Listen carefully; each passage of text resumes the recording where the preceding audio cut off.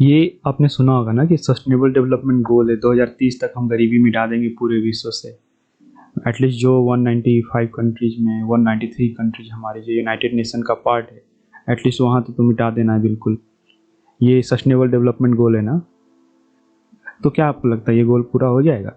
बिल्कुल नहीं होगा, क्योंकि देखो सत्ता जो है ना, चाहे सत्ता अंतर्राष्ट्रीय बन जाए या सत्ता आपका लोकल हो, राष्ट्र के स्तर पे हो, किसी भी स्तर पे जो सत्ता होती है ना, वो आपको दिखाती है उम्मीदें, वो आपको दिखाती है कि आपकी इच्छाएं पूरी होने वाली है।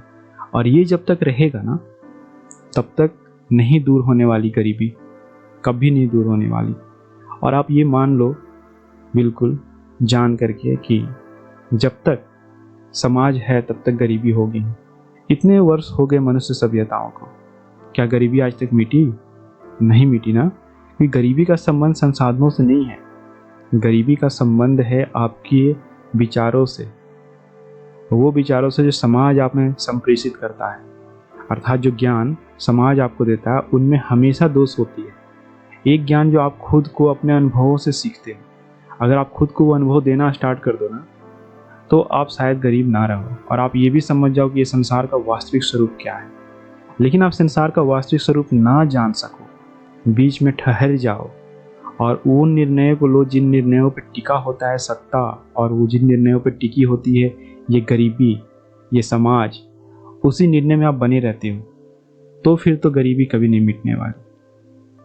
जैसे वो निर्णय क्या हैं, और जैसे कि आपको हमेशा बताया जाता है कि फ्यूचर इज़ वेरी गुड, अच्छे होने वाले हैं।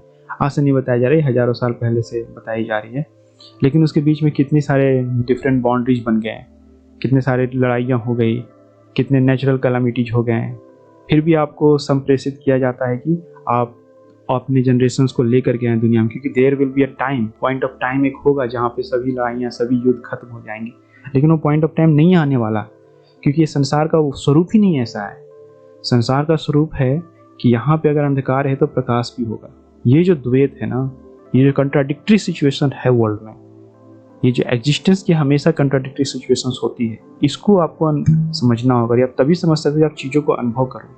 चीज़ों का अनुभव इन द सेंस कि आपको ये जो दायरा दिखाया जाता है सुखों का ना, इस सुखों के दायरे तक अगर आप अनुभव कर लो, या मोस्ट ऑफ देम आप चीज़ों को अनुभव कर लो, तो आपके अंदर एक इंट्यूटिव पावर आ जाता है ना, कि अनुमानतः आप समझ सकते हो चीज़ों को, कि डिफरेंट वेराइटी जब कितने भी अनुभवों में चले जाओ ना, कितने भी एक्सपीरियंसेस में चले जाओ ना, ये समाधान नहीं होने वाला जो ये संसार का कंट्राडिक्टरी रिलेशनशिप, इसका सॉल्यूशन आप नहीं फाइंड कर सकते। जब इसका सॉल्यूशन नहीं फाइंड कर सकती, और जब एग्जिस्टेंस में चीज़ें हैं, जो भी एग्जिस्ट करता है वो इस कंट्राडिक्टरी से बिल्कुल भिन्न नहीं है, वो कंट्राडिक्शन इसमें होंगे ही, तो आप इस कंट्राडिक्शन में क्यों रहना चाहते हो? ये बात आप समझ जाओगे तो फिर आप चुनाव करोगे कि मुझे प्रजनन नहीं करना, अपने बच्चे को नहीं लाना, फिर समाज ही खत्म हो जाएगा, फिर तो सत्ता ही खत्म हो जाएगी।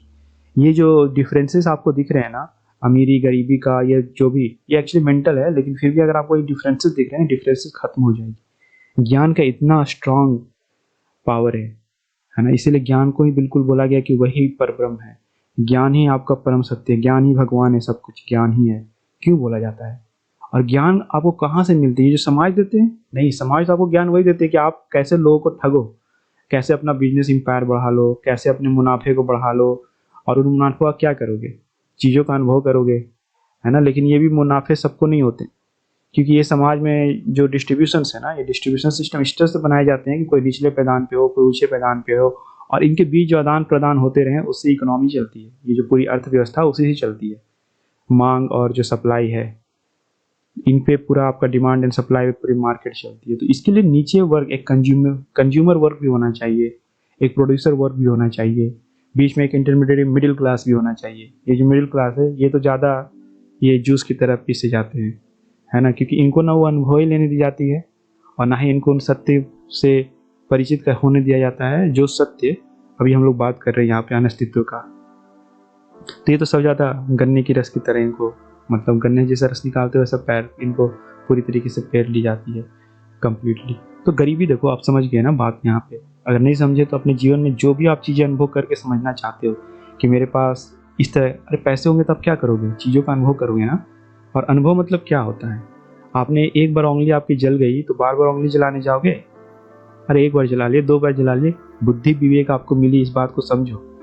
आपको ये नहीं समझने दिया जा रहा है कि आपके पास क्या चुनाव है। जानवरों के पास चुनाव नहीं है प्रजनन करने का, अर्थ मतलब उनके पास तो चुनाव नहीं है ना कि प्रजनन ना करें।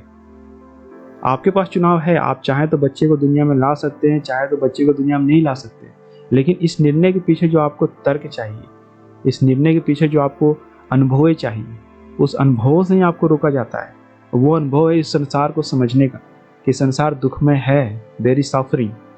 ये संसार जेल की तरह है ना। आप यहाँ क्यों लाओगे? अगर आप जेल में बंद हो तो आप चाहोगे कि आप जिससे बहुत प्रेम करते हो उसे वहाँ लेकर के आए? नहीं ना।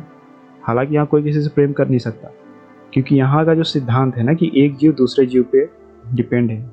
जल में देखते हैं आप, बड़ी मछलियाँ छोटी मछलियों को खाती है। ऐसे ही सिचुएशंस हर जगह है, अस्तित्व में यही सिचुएशंस है। तो ये अस्तित्व एक तरह का इविल है, जिसको आप बोल लो ना कि शैतान कौन है, तो ये एग्जिस्टेंस ही शैतान है।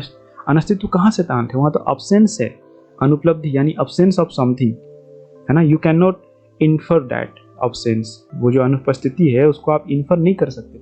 लेकिन आप सोचो, अब बोल रहे हैं कि अगर आप ऐसा सोचोगे ये धर्म का कार्य है बच्चे को लाना, नहीं तो फिर आप कढ़ाई के तेल में तले जाओगे। अरे भैया, अनस्तित्व में ना कढ़ाई है, ना तेल है, ना कलछी है जिसे तले जाओगे।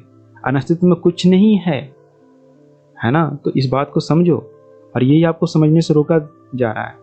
आप अपने जीवन में जितना हो सके सारे पोटेंशियल को लगा करके आप जब तक अस्तित्व में रहना चाहते हो रहो, क्योंकि मृत्यु तो एक दिन आनी ही है। आप जितना ही प्रयास कर लो, लेकिन आप अपनी तरफ से प्रयास करो। मैंने कह रहा कि बिल्कुल प्रयास मत करो, हर तरह से प्रयास करो। अरे अपने आप को अमर मान के तुम धन का अर्जन कर लो, कोई दिक्कत नहीं है। लेकिन क्या उससे आपके जीवन का समाधान हो रहा है? अस्तित्व का जो समस्या है क्या सुलझ रहा है?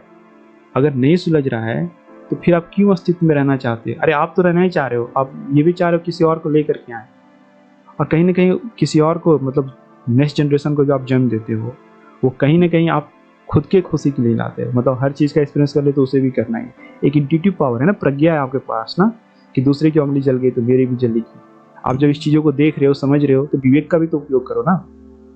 नहीं करोगे तो ये गरीबी अमीरी में फंसे रहोगे, तो कभी भी आपको ज्ञान नहीं मिलने वाला, और कभी भी आप स्लेवरी से मुक्त नहीं होने वाले। क्योंकि स्लेवरी का ये पूरा अस्तित्व ही आपको बना करके रखता है, और आप इस अस्तित्व में बना रहना चाहते हैं तो आप स्लेवी बन करके रहेंगे, है ना। चलिए इस बात को सोचिएगा, समझिएगा। यहीं पे हम लोग इसका अंत करते हैं।